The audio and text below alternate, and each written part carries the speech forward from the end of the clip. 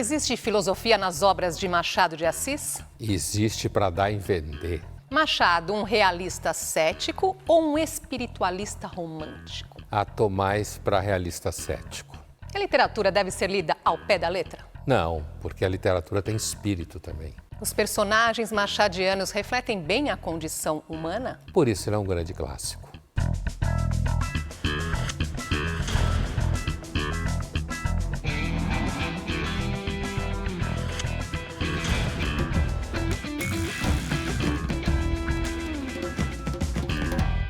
Olá, estamos começando mais um Linhas Cruzadas. Hoje para falar sobre a literatura de Machado de Assis. Podemos, Pondé? Podemos, vamos falar do Machado. Ele tinha um quê de filósofo? Quando o autor de romances ou de peças de teatro tem uma pegada de análise de comportamento, de natureza humana e revisita temas que, como Machado, a gente vai ver já já, não vou dar spoiler de nós mesmos, mas sim, que a gente vai ver ao longo do programa, temas que afetam todo mundo até hoje, né? E sempre afetaram. Então, isso facilita em muito que o autor, né, de ficção encoste muito bem nas discussões filosóficas. E tem mais uma coisa. Às vezes, para o escritor, é mais fácil filosofar a fundo do que para o filósofo. E eu vou dizer por quê. Porque se você é um filósofo muito preocupado com sistemas de pensamento, com atenção a uma certa lógica rígida de pensamento, entende? Como alguns filósofos são, então só pode falar isso por causa disso. Seguindo certas escolas? Inclusive isso, se você estiver fiel a certas escolas de pensamento, isso às vezes limita, enquanto que o escritor não tem limite nenhum. Ele pode usar a palavra que ele quer, ir de uma escola filosófica para outra, e inclusive como ele trabalha no plano poético, mesmo que em prosa, certo?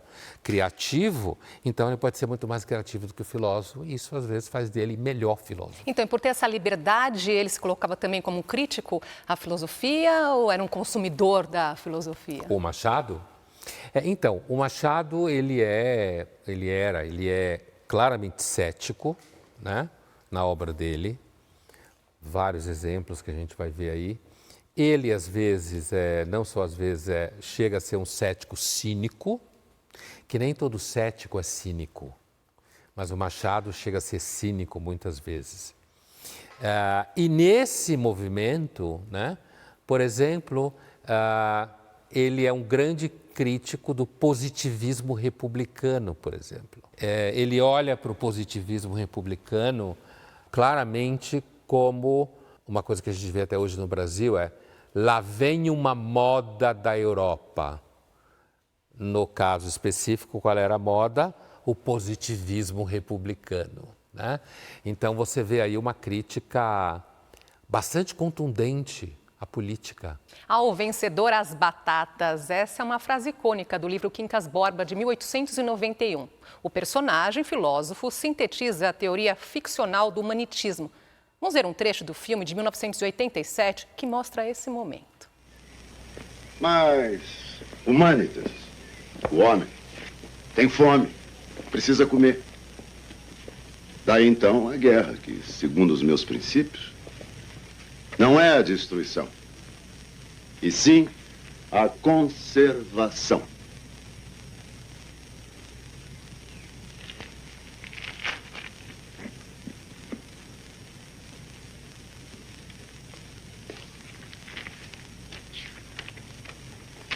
Imagine um campo de batatas e duas tribos famintas. É a guerra, pois não há batatas suficientes para alimentar as duas tribos. A paz, nesse caso, é a fome, a destruição. A guerra, a conservação. Uma das tribos extermina a outra e colhe as batatas. Sobrevive. E os que foram vencidos? A fome é uma prova que Humanitas submete às próprias vísceras. A luta é a grande função do gênero humano. A guerra, apenas uma operação conveniente. Ao vencido, ódio ou compaixão. Ao vencedor, as batatas. E quem morreu? Como é que fica? A morte não existe, Rubião. Essa frase famosa é uma das frases mais famosas do Machado, né? Ao vencedor as batatas. Então, essa cena e esse trecho tem a ver com o que você me perguntou antes, né? Possíveis críticas à filosofia presente na obra do Machado. Essa é uma delas, né? Porque os filósofos, inclusive também na época, muitas vezes adoram abraçar teorias que pensam explicar tudo. E, evidentemente, o Machado não era aquele tipo de pensador, vou tratá-lo como pensador, né, que ele era, não é aquele tipo de pensador que acha que, de repente, você descobriu a explicação para tudo. E ele mostra o ridículo dessa teoria. Essa teoria tem um princípio chamado humanitas, né? Ele tem um princípio que seria uma espécie assim, de princípio que está presente em tudo. E, portanto, tudo é movido por humanitas. E o princípio dessa substância, digamos assim, humanitas, é querer permanecer existindo, querer permanecer sobrevivendo e, portanto, inclusive fazendo guerras, competição. Agora, você tem de cabeça aqui, eu cito 2 filósofos, 3, vou parar porque senão vai aumentar a lista. Eu penso aqui em 3 filósofos que facilmente você identifica na teoria do humanitarismo e na substância de humanitas. Spinoza, do século XVII, que entendia que todo ser que existe carrega em si uma coisa que ele chamava de conatus, que é o impulso de querer continuar existindo, certo? Como está no Humanitas. Schopenhauer, que é sabidamente um filósofo que muito provavelmente influenciou Machado, filósofo extremamente pessimista alemão do final do 18, mas a realidade é do 19, e que entendia que tudo que existe é movido por uma vontade louca, destrutiva, incontrolável, que é a cara de Humanitas, que quer sempre cada vez mais coisa, cada vez mais coisa. E o próprio Nietzsche, né? Com sua vontade de potência, vencer o tempo todo. Agora, quando você fala dessa questão da luta pela sobrevivência, tem alguma relação também com o darwinismo? Total, né? Na realidade, a relação mais comum que é feita na interpretação da teoria da Humanitas é com o darwinismo. Porque, inclusive, na época estava bombando, digamos assim, né? E o mundo intelectual, ele sempre foi um mundo dado a modas, né? E o darwinismo virou, num certo ciclo, virou uma moda. Mas o Machado, com a sua característica cética, isso tem cheiro de moda, não vou levar muito a sério, que é muito salutar a gente ter essa atitude até hoje, que tem muita moda intelectual por aí, né? E a sua característica cínica também. Afinal de contas, qual é o, como fala, troféu? Qual é o troféu dos vencedores? As batatas. As batatas. Olha Nada só mais, que as vitória. batatas, é. As batatas. Esse é o Machado. E o que ele apontava como um recurso, então, saindo desses modismos aí, qual o recurso para combater a miséria humana? A impressão que dá é que o Machado não aponta nenhuma saída.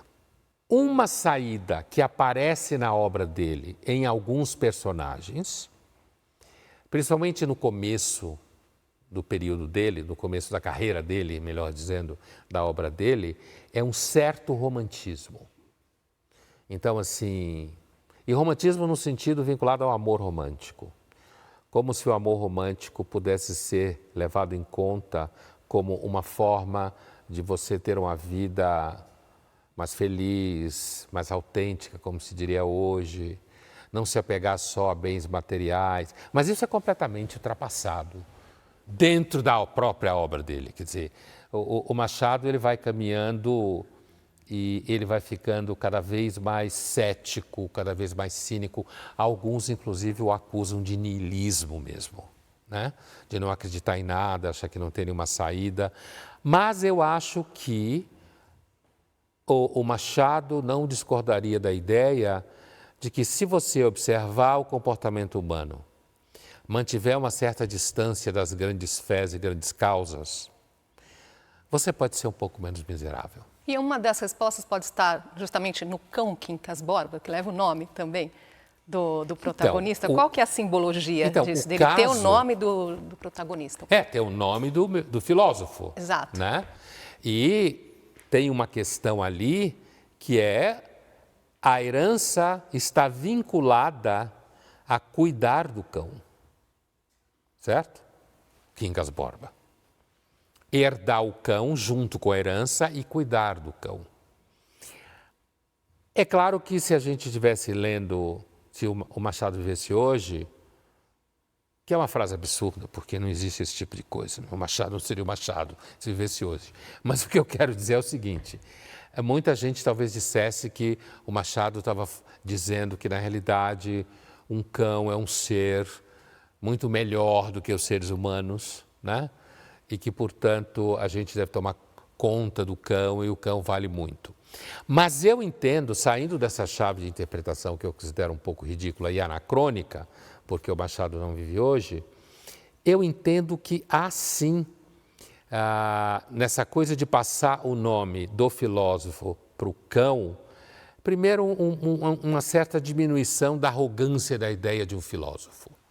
Sabe, o nome de um filósofo. Não, o cão recebeu o mesmo nome. O que talvez demonstrasse, pensando filosoficamente, o momento de lucidez do filósofo Quincas Borba. No meio dessa ideia de que descobriu Humanitas e descobriu a chave de como tudo funciona, ele percebe que o seu cão, Quincas Borba, é talvez a coisa mais importante que existe para ele. E, portanto, se preocupa com ele quando vai morrer e dá o nome dele, o cão recebe o seu nome. Pondé, em sua maioria, as obras de Machado transitam ali pelo trágico, cômico. Nossa vida é tragicômica? Total. Essa é total. Quer dizer, mesmo já vindo da Grécia, da onde saem os estilos, pelo menos para nós aqui do lado de cá, os gregos trabalhavam já com o estilo cômico e o estilo trágico. Mas o Machado, ele está ali o tempo inteiro. Inclusive, é por isso que faz com que o Machado, mesmo em sendo trágico, ele não perca uma certa leveza, certo? Na narrativa. Porque ele é trágico, mas ele é cínico, de vez em quando ele é cômico, e ele olha para certas situações, ele mostra certas situações que muitas pessoas consideram a coisa mais séria do mundo, e ele mostra, não vou citar aqui porque a gente vai falar já já, e ele olha e ele mostra a cena e diz assim, meu, mas que ridículo. E um monte de gente leva esse negócio a sério. Aplaude. Ele é muito cruel com o Brasil, Machado, com essa análise que ele faz do Brasil, especificamente. Bastante cruel. E no próximo bloco, mais sobre o Machado filósofo, vamos falar sobre o livro Esaú e Jacó. A gente volta já.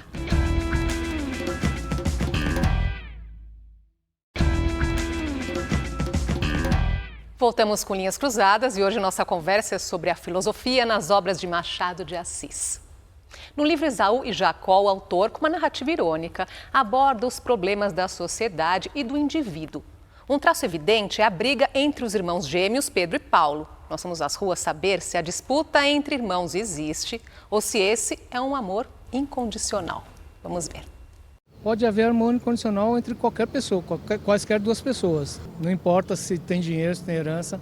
Se o problema é dinheiro, então você nunca vai ter amor de verdade. O amor entre irmãos existe e não existe, né? Quando entra dinheiro, problemas, e eu tenho isso na família, então é difícil, é um problema muito sério mesmo, né? O amor entre irmãos, ele é um amor que ele é construído com a convivência. Então, ao longo dos anos, esse amor, sim, ele se torna incondicional. Eu não creio no amor incondicional sem a convivência. Eu tenho um exemplo na minha família, onde meus pais tiveram problemas com irmãos referente a isso, e anos depois esse amor ele refloresceu e creio sim que ao final de tudo o amor ele permanece, mesmo havendo alguma divergência. O amor entre irmãos pode ser incondicional, depende da relação que os irmãos têm, né? Desde a infância até a fase adulta. Quando entra dinheiro e herança, o buraco é mais embaixo, né? Porque dependendo do tamanho dessa herança e das condições que elas estão, né? Eu acho que dinheiro às vezes fala mais alto do que o amor. Acredito que incondicional não. Eu acredito que a gente, quando novo, quando uma relação ainda é na infância, é um amor vocacionado, é natural. Se não há uma história que fortaleça essa relação, esse amor, quando entra dinheiro, essa componente vai complicar um bocado.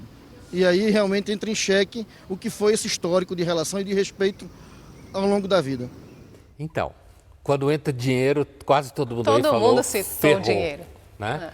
Mas vamos comentar um pouco o que eles falam, apesar de que o que salta aos olhos, para quem lê o livro, como nós que estamos conversando aqui, não é esse o problema entre Pedro e Paulo, não é dinheiro. Né? O que faz com que o problema seja mais sério. Então, todos aqui chegaram na questão do dinheiro, que é normalmente o que mais estraga a relação entre irmãos, vamos reconhecer, que é por isso que todo mundo fala, inventário, disputa por herança, né? Quando você é mais jovem, teve um dos entrevistados que falou, é um amor vocacionado, é sábio isso, um amor vocacionado, estão os dois ali junto, cresce junto e de repente um ajuda o outro, o que não acontece com Pedro e Paulo, certo? No Esaú e Jacó, outra história. Mas teve um dos entrevistados que falou uma coisa que eu achei muito interessante, quando ele estava se referindo ao pai e à mãe dele. Ele fala que o pai e a mãe dele, que eles tiveram problemas desse tipo com os irmãos, ou seja, de dinheiro, de herança, de inventário. Olha, dizer que o amor entre irmãos é incondicional é quase acreditar em Papai Noel. E aí ele diz que com o tempo esse amor voltou. Né? O que eu acho é que muitas pessoas podem viver experiências na vida que no dado momento da vida, elas rompem relações, muitas vezes por dinheiro, por herança, às vezes por inveja um do outro, né? Mas que depois, no momento em que eles estão mais idosos ou mais maduros, que muitas pessoas conseguem chegar nesse lugar, olham para trás e dizem, mas quanta besteira. Vem um arrependimento, né? Quanto tempo a gente perdeu com isso? Agora, no caso do Esaú e Jacó, o Machado mostra ali a situação política da época, a transição da monarquia para a república, e essa transição aí mostra justamente a relação entre os irmãos, esse conflito, não é? Então, Esaú e Jacó, que é o nome do romance, e não é o nome dos personagens, né? Machado, ele era de fato brilhante, a gente nunca sabe se ele fez isso ou se foi por acaso, o que é, mas assim... O nome do romance é Esaú e Jacó, porque Esaú e Jacó são figuras bíblicas que, gêmeos, mas o Jacó nasce um pouco depois do Esaú, e que eles, segundo reza a lenda, eles já brigavam na barriga da mãe, como é o caso de Pedro e Paulo. E então, na hora que ele chama o romance Esaú e Jacó, o Machado coloca um subtexto que é o seguinte: a inimizade entre os dois irmãos Pedro e Paulo é uma inimizade que deita raízes num plano irracional. Não tem solução. Não tem solução. Mas tem explicação? Tampouco, por isso que ela é sem solução. Porque ela não tem explicação. O caso deles chamarem Pedro e Paulo, né? A gente tem o Pedro, que é monarquista, e o Paulo, que é republicano. O Pedro, médico, fica no Rio, o Paulo vem estudar Direito em São Paulo.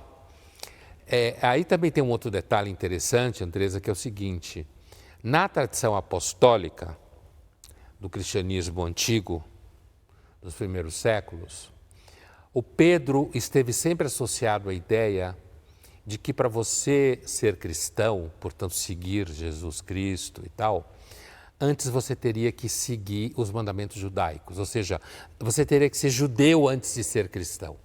Para ser cristão, você teria que ser judeu, porque cristão é um judeu, né?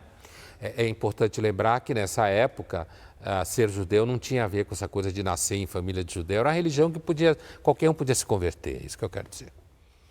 Enquanto que Paulo é visto pela tradição apostólica como sendo, ele não era apóstolo, né? Ele chega um pouco depois, mas como aquele que facilita o processo dos não-judeus poderem aceitar o cristianismo. Nesse sentido, o Paulo é alguém que é, entre aspas, porque o termo é anacrônico, modernizador da pregação cristã. Enquanto Pedro está associado a uma visão de cristianismo que seria, na realidade, um judaísmo que recebeu o Messias, Paulo está associado à ideia de um cristianismo que recebeu o judaísmo, que recebeu o Messias, não o judaísmo, mas que para você seguir esse Messias, você não tem que ser judeu e fazer tudo que os judeus fazem. Ele é modernizador. No romance, quem é o modernizador?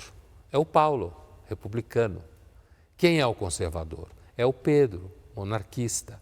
Então, o Machado, essa é uma das características brilhantes dele, ele joga com elementos. Nesse caso, ele tem, ao mesmo tempo que tem um elemento irracional, não explicavam, se odiavam na barriga da mãe, no sentido que brigavam na barriga da mãe, e ninguém sabe o porquê, não tem explicação. Ao mesmo tempo, eles estão ligados a arquétipos da época que é: eu sou conservador, sou progressista, que está aí até hoje. E até hoje. Em 1889, o jornalista Aristides Lobo escreveu um artigo para o Diário Popular. Dizia assim: o povo assistiu à proclamação da República bestializado, sem compreender o que significava. E Machado ironiza justamente esse comportamento das pessoas no livro. Eu vou trazer aqui um trechinho. O custódio, dono de uma confeitaria, levou a placa da loja Confeitaria do Império para reformar. Assim que ficou pronta, novinha, a República foi proclamada. E ele pergunta para Aires: Vossa Excelência crê, se ficar império, venham quebrar-me as vidraças? E se daqui a 1 ou 2 meses houver uma nova reviravolta, e aí eu perco dinheiro? E Aires disse: coloque então confeitaria no governo. Tanto serve para um regime como para outro. Quer dizer, aí, Pondé, a preocupação aí era com a tabuleta, né? Não com a transição aí. Essa conversa mostra o desprezo que o Machado tinha, como eu falava no começo da nossa conversa, por modas europeias, políticas. Ele trata a República, a proclamação da República, ou o golpe, como alguns dizem, ele trata a proclamação da República como simplesmente um golpe ligado à moda europeia que, na realidade, serve a determinados interesses de grupos políticos que, inclusive, não estavam satisfeitos com a abolição da escravatura e não sei o quê. Então, e ao mesmo tempo, o Machado diz, olha, a placa da confeitaria do Império, a placa da República, e se cair, e aí o que acontece comigo? Parece que ele está discutindo hoje. A política brasileira é miserável. Eu não vou nem entrar no mérito se não é toda a política, tá? Eu não vou complicar a nossa conversa. Eu não vou nem entrar no mérito de que talvez o Machado pensasse isso de toda política, e não só brasileira. Então dá para pensar que é um romance atemporal nesse sentido. Mas sem dúvida nenhuma, o caráter ridículo de que, no final das contas, assim, eu tinha uma confeitaria que o nome era Confeitaria do Império. O Império caiu e tomou a República. Como a gente sabe que, na realidade, os dois é trocar 6 por meia dúzia no Brasil, porque, na realidade, no Brasil é mais ou menos assim, você troca de governo, troca de partido, mas a patifaria continua igual, e aqueles que ganham com isso tudo continuam ganhando com A ou com B. Na verdade, é isso. Né? E, portanto, além das pessoas não terem a mínima ideia do que está acontecendo, que ele também fala, né? No romance, eu quero dizer, assistiram bestializados, sei lá, assim, boquiabertos. Na verdade, essa frase, ela quase vai ao encontro, falta um pouco, mas quase vai ao encontro de um dos entendimentos mais contemporâneos do comportamento político dos eleitores e da análise que os eleitores têm da política. Ninguém entende do que está acontecendo na política. Ninguém. Alguns entendem um pouco melhor porque são muito especialistas. Então, nesse trecho do Machado, você tem uma crítica da política brasileira da época, uma crítica de como a passagem da monarquia à república no Brasil foi troca de 6 por meia dúzia entre pessoas que estavam em cima mandando. O povo não tinha a mínima ideia do que estava acontecendo e o personagem principal, o Custódio, ele está ali com medo porque, na realidade, ele representa o povo brasileiro. O que é o povo brasileiro em relação aos poderosos políticos? Ele sempre vai se ferrar. Se ele tiver uma placa de monarquia, ele vai se ferrar, se trocar. Se ele tiver uma placa de república, ele vai se ferrar. Porque ele está, na realidade, sempre à mercê. Ele sempre vai pagar o pato. Vai pagar o pato, porque quem manda são sempre os mesmos. E no próximo bloco, vamos falar do ceticismo presente em Dom Casmurro. E aí, Capitu, traiu Bentinho? Voltamos já.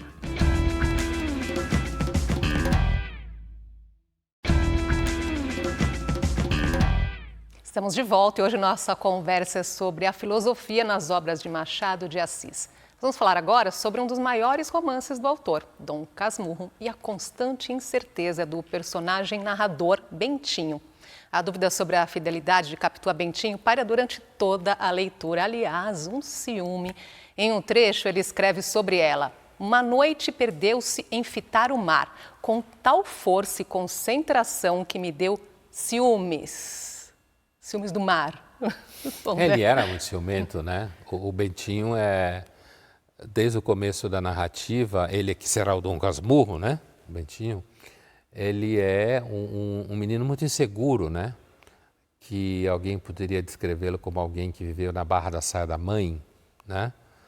E já era amigo da Capitu, que era sua vizinha. A mãe não olhava com muitos bons olhos essa amizade dele com aquela moça. Desde novinhos, né? Desde novinhos. E a Capitu, isso é uma das coisas interessantes do romance, a Capitu, desde o começo, quando eles eram novinhos, ela já tem um comportamento que a sabedoria popular descreveria como: a Capitu era areia demais para o caminhãozinho do Bentinho, certo? Quer dizer, ela é voluntariosa, ela é uma menina voluntariosa. Segura. Né? Segura, ela sabe o que ela quer, ela faz o que ela quer. E o Bentinho é o contrário disso, né? Mas como eles sempre foram amigos, brincaram, acabaram casando, e eu não estou bem aqui pondo em dúvida, a gente já vai chegar nessa história, se ela amava o Bentinho ou não amava o Bentinho, mas a verdade é que o Bentinho desenvolve um ciúme fruto de uma insegurança monstruosa. E a gente sabe que inseguro todo mundo em alguma medida, em relação a uma série de coisas, principalmente quando você está apaixonado. E isso aparece nele tanto que ela ama tanto o mar, que ela é capaz de amar o mar mais do que a ele. E quem lê o romance sabe que ela amar o mar, tragicamente terá um significado enorme. A grande sacada do Machado, do ponto de vista estilístico, é que o narrador é o Bentinho. E você, como leitor, fica na mão dele. E, de certa forma, também, o romance mostra a nossa incapacidade de acessar a verdade absoluta. Total. E isso, às vezes, é uma desgraça na vida. Aliás, como é na vida deles, dos personagens, né? Tanto do Bentinho, quanto da Capitu, quanto do Ezequiel, dois personagens que sofrem diretamente por conta do comportamento do Bentinho e da obsessão dele. Mas sem dúvida nenhuma, né? Quer dizer, a incapacidade de eu ter absoluta certeza do que eu acho que eu sei, que aliás é o coração do bom ceticismo grego, eu nunca posso ter certeza absoluta do que eu acho que eu sei. Portanto, eu nunca devo me levar tão a sério. Certo? Eu nunca devo dar adesão, como se fala em filosofia. Eu nunca devo dar adesão plena àquele conjunto construído na minha cabeça, né? E, portanto, o romance, sim, mostra que é praticamente impossível você ter certeza de certas coisas da vida, principalmente quando essas coisas são atravessadas pelos afetos. Dá importância para essas incertezas aí, pira daí. Aí você fica paranoico, que é o que acontece com ele, né? Em seu livro A Psiquiatria de Machado de Assis, José Leme Lopes, primeiro presidente da Associação Brasileira de Psiquiatria, escreveu que o personagem Bentinho sofria de delírio de ciúmes. A suposta traição de Capitu é delirante? É claro que eu posso dizer facilmente que dentro de um manual de psiquiatria qualquer, de que o Bentinho sofre de delírio, né, de ciúme. A gente sabe que o ciúme é aquele tipo de afeto que numa certa dose, qualquer pessoa que já viveu amor sabe disso, uma certa dose de ciúme alimenta o amor. Porque se eu demonstro que eu não tenho nenhum ciúme dela, ela facilmente poderá começar a achar que na realidade eu não dou valor nenhum a ela. Ou ela em relação a ele, tanto faz aqui, quem é o sujeito, quem é o objeto da história. Mas assim, agora, ciúme demais, como também tem muitos casos por aí, torna a vida impossível e a pessoa começa de fato a delirar. O que o Machado faz no romance, já que o Bentinho é o ciumento, delirante, é que o Machado ele não lhe autoriza a dizer que o Bentinho é delirante. Ele não lhe autoriza. Porque aquilo que o Bentinho vai narrando tem tamanha força de possibilidade que se não tivesse o romance não era grandioso. Era só a história do delirante, mas não é. Quer dizer, a forma como ele vai contando e ao mesmo tempo, às vezes, ele vai criando possíveis hipóteses que não seja traição e ele fica na dúvida. Isso é absolutamente tão humano, tão real, né?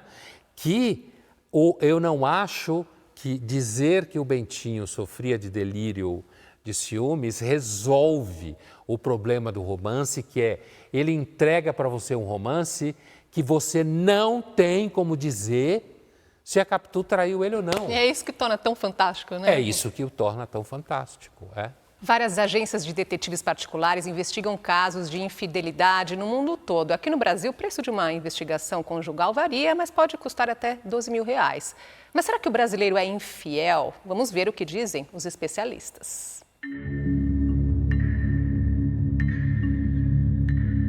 O ser humano é um animal poligâmico, moderadamente poligâmico, tem bons estudos. Então, o natural do ser humano tem mais que um relacionamento. Então, tem bons estudos sobre isso. E o fato de ser natural não é uma desculpa. 90% dos casos são conjugais, mas assim, muitos procuram porque já estão separados, estão em processo de separação ou em processo de guarda. Nem sempre é só sobre a traição, no ato do casamento. Homem procura muito, a mulher quando ela procura, ela tem a certeza e ela já fecha. Tem estudos, pessoas que trabalham juntas têm uma alta incidência de relacionamento. Porque a proximidade, a oportunidade, o convívio todos os dias, você acaba criando confiança, afeição. Se a pessoa é atraente, tem um dia que você fraqueja, bebe. Então tem uma oportunidade repetida. É muito importante que você seja amigável no seu ambiente de trabalho, porque você necessita do seu parceiro, do colaborador, né, do seu superior. Você tem que ser uma pessoa acessível. Tem pessoas que podem até confundir a amizade com algo mais, mas no seu ambiente de trabalho, você precisa ser mais acolhedor, né, para que flua.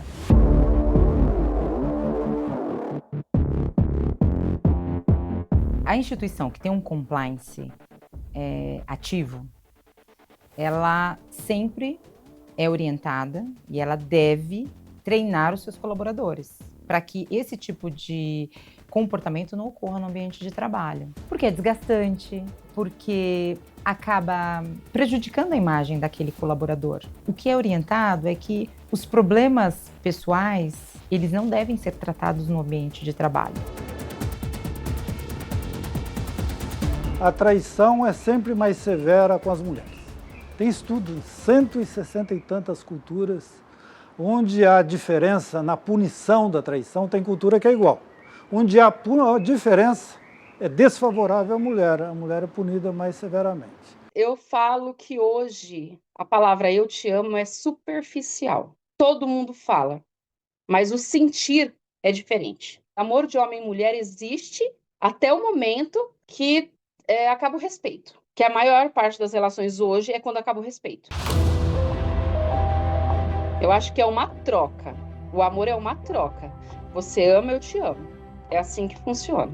Mas falar amor eterno não existe mais. Eu acho que a experiência de trair não compensa para quem está traindo. O ganhos e perdas, eu acho que as perdas superam. No começo não, que é uma alegria, uma aventura, uma energia. Depois a conta vai.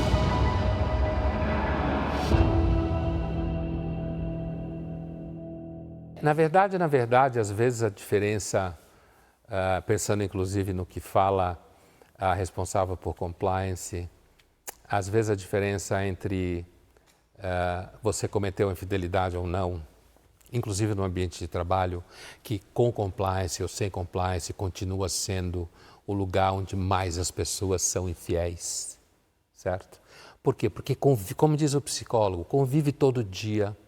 E aí tem uma coisa que eu acho que é interessante na última cena que a gente vê, né?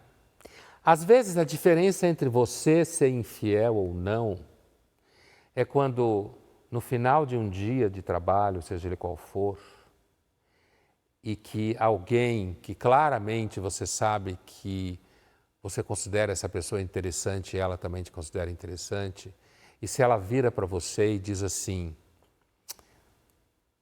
Vamos tomar um vinho, certo?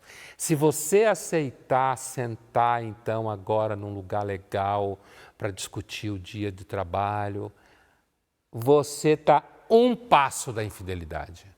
Então, às vezes, como dizem por aí, tanto Deus quanto o diabo estão no detalhe. Então, é aí que a porca torce o rabo ou não. E às vezes você tem que dizer assim: não, obrigado, legal, eu adoraria, mas... Senão pode dar um estrago aí, né? Eu vou para casa. E para o leitor Pondé, Capitu traiu ou não Bentinho? Não. Sempre achei que a Capitu não traiu o Bentinho. E é claro que a resposta não é em cima de um trecho, porque o Machado não nos dá essa opção. De você encontrar aquele trecho que diz: ela não traiu. Não é. Eu sempre achei que a Capitu não traiu o Bentinho, porque se a Capitu traiu o Bentinho, é simplesmente mais uma história de adultério. Se a Capitu não traiu um Bentinho, ela é uma Desdémona. O romance aí é uma tragédia. Que significa? Que ela morreu, foi mandada embora para a Suíça, a vida deles foi destruída, o filho morreu na Terra Santa, ele destruiu a família inteira, inclusive ele. Então, eu sempre achei que a personagem Capitu era maior do que uma simples adúltera. E daqui a pouco, Memórias Póstumas de Brás Cubas. A gente já volta.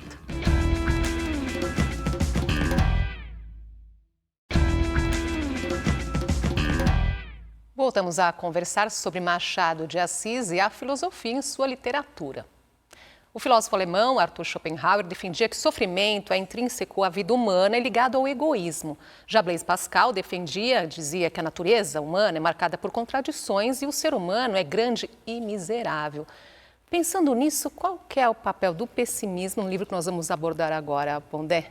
Memórias Póstumas de Brás Cubas. É muito comum dizer que Schopenhauer é o primeiro grande filósofo pessimista da literatura filosófica, porque, mesmo no caso do Pascal, que está no século XVII, como você bem disse, o homem é grande e miserável, Então, mesmo no caso do Pascal, que tem uma visão muito sombria da condição humana, existe Deus, existe a graça.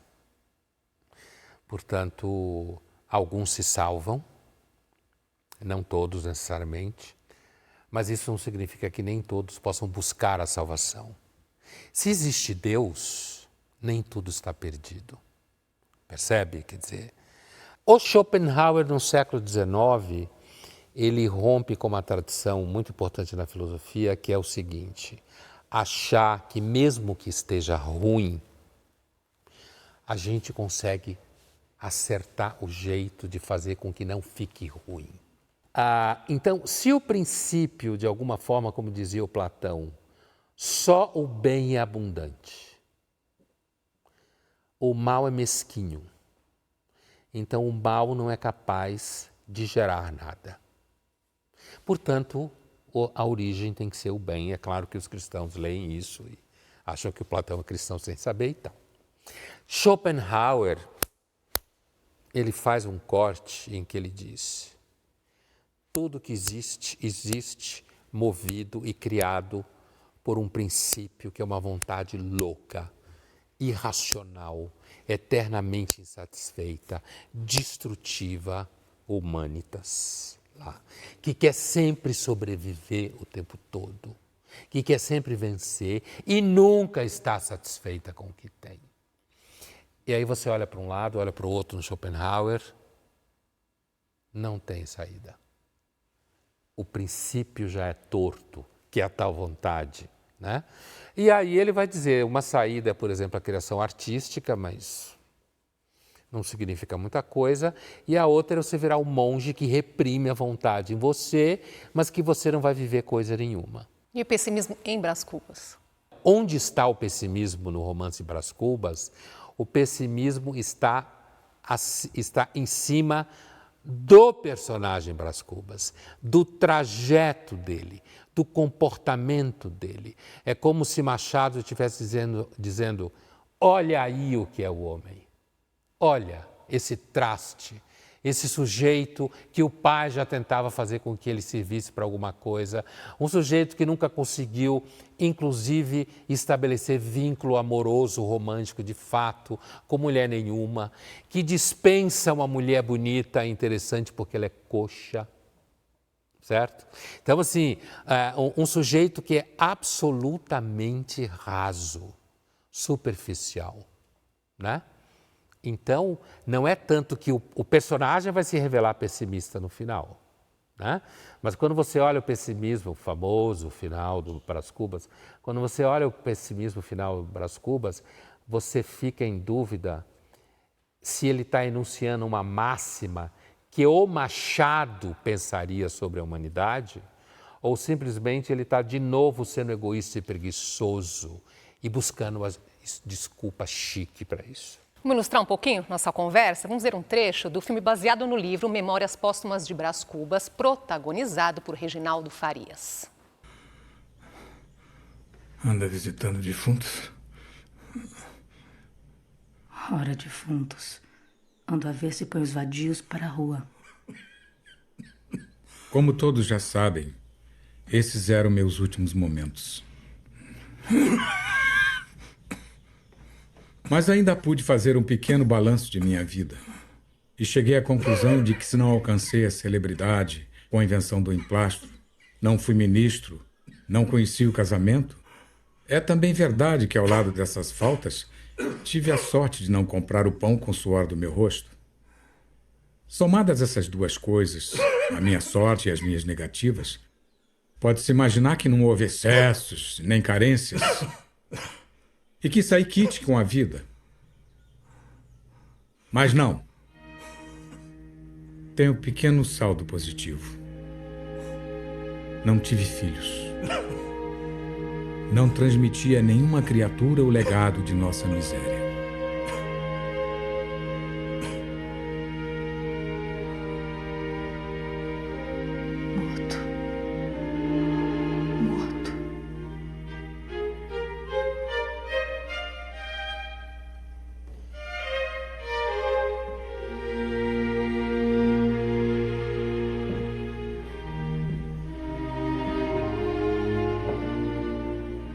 Pois esse é o grande famoso final do Brás Cubas, que é citado inclusive por pessoas que nunca leram o Brás Cubas, certo? Quando ele diz que ele está fazendo um balanço então da vida dele e ele está dizendo que ele não conheceu o amor, não foi ministro. Né? Como é muito comum na obra do Machado essas preocupações de ser nomeado ministro quando cai o gabinete aqui, cai o gabinete acolá. Ele não atingiu a celebridade, né? Mas ele tem que reconhecer que ele não precisou ganhar o pão com o suor do rosto dele. Então ele teve alguma sorte, ele não pode se considerar um sujeito infeliz, né? Eu sempre, quando penso no Brás Cubas nos últimos tempos, eu sempre tenho a impressão de que ele é um personagem, apesar de ser um personagem do século XIX, ele é um típico personagem do século XXI, né? De um egoísmo típico do século XXI, né? De uma preocupação contínua consigo mesmo o tempo inteiro, com a preguiça de realizar qualquer que seja qualquer coisa. Mas esse egoísmo pode ser visto como uma qualidade em algum momento no personagem? Para ele, ele acha que sim, sem dúvida nenhuma. Ele acha que, por isso que eu acho que inclusive ele é típico do século XXI, porque ele acha que às vezes esse egoísmo salvou ele de determinadas situações que outras pessoas sofreram porque não pensaram em si mesmas naquele momento. Ou seja, ele passou a vida e se safou. Ele se safou da vida. Quando, na realidade, quando você se safa da vida, é porque você não viveu. Você não teve nenhuma relação, vínculo nenhum. Mas no final, esse final, que é o final que é muito discutido pela fortuna crítica, de que se esse é um juízo do Machado sobre a humanidade, certo? Um juízo do Machado, né? De que o Machado entendia que não ter filhos era melhor, mais uma vez típico do século XXI, certo? Que não ter filhos era melhor porque você não passava adiante o legado da miséria humana e, portanto, seria um pensamento do Machado, ou se o próprio Brás Cubas, nesse final, ele resolve fazer um grand final para ele mesmo, né? Ele foi um sujeito medíocre, que não conseguiu fazer nada. E, pelo menos, ele conseguiu dizer, esse pecado eu não tive. Como se ele precisasse achar uma justificativa, então. Para ele mesmo. Ele sai bem na fita, como se fala hoje. O personagem, não o Machado. Né? E aí ele diz, pelo menos eu não tive filho. E nesse momento ele é ainda mais um personagem do século XXI. Ele teve medo da vida? Então, no nível profundo... Profundo eu quero dizer, se a gente fizer uma análise psicológica, é claro que o Brás Cubas é um personagem fraco. Ele é fraco. Tanto que ele ficava se escondendo, subindo para casa lá de cima, para se afastar e conseguir pôr... Vê como ele é século XXI?